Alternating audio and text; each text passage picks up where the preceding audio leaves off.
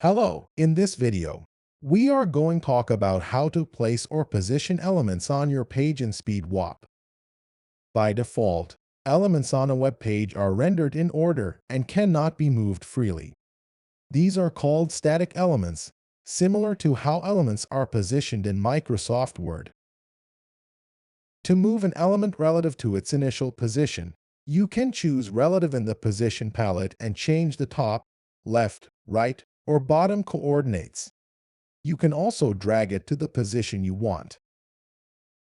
To move an element relative to its first positioned container or the page, you can choose absolute in the position palette. This allows you to freely place or position an element anywhere on the page. For example, a heading can be positioned relative to its first positioned container, which is the section here. To make an element fixed on the page, choose Fixed in the Position palette. Fixed elements are relative to the browser window and remain in the same position when scrolling the page. To sum up, there are four types of elements in Speedwapp: static, relative, absolute, and fixed elements.